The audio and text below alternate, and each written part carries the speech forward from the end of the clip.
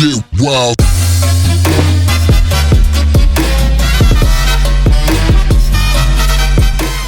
После дефектовки был выявлен дефект распредвала. На данный момент снимаем КПП, чтобы получить доступ к распредвалу.